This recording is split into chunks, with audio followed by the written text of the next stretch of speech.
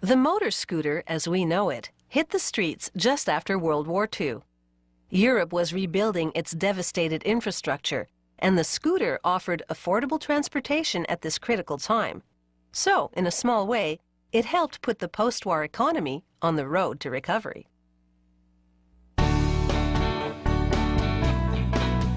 Many decades after it was first introduced, the scooter is still big on the streets, and the uncertain cost of fuel is one reason why.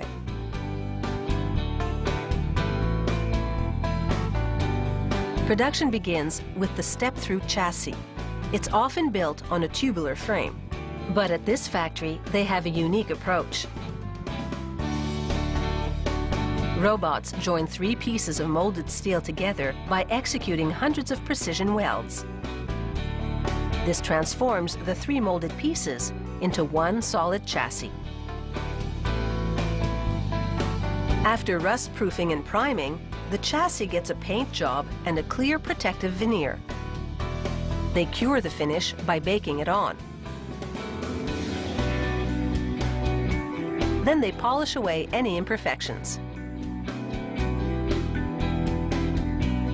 The chassis moves down the line where a technician installs its radiator system. The next assembler clamps the radiator's wiring and hoses to the vehicle framework. Some plastic edging helps define the lines of the scooter. This model receives a 4-stroke 150cc engine, which will make this scooter a bit more peppy than some. It also has an automatic transmission.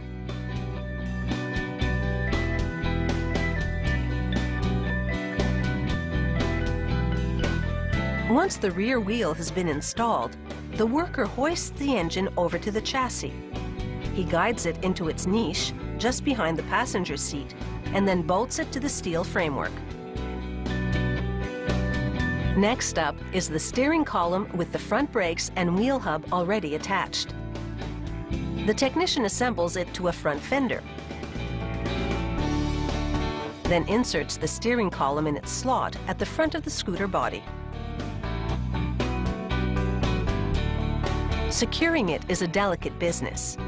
He tightens this special tool to gently squeeze the assembly together. This technique prevents damage to the components. The handlebar is loosely screwed into place for now, but will be properly tightened down later.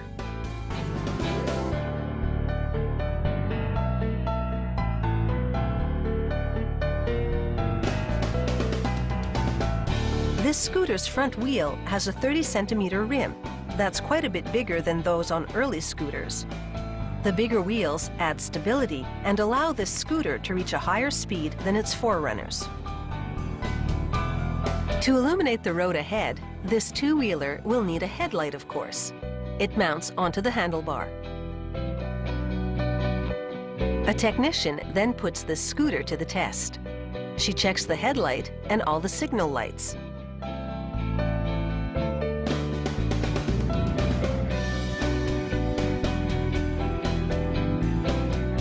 She engages the motor and throttles up to check both wheels and the speed gauges.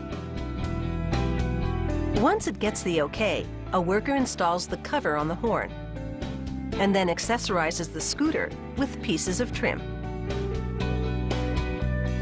And now they install the scooter's saddle on a hinge over a storage compartment.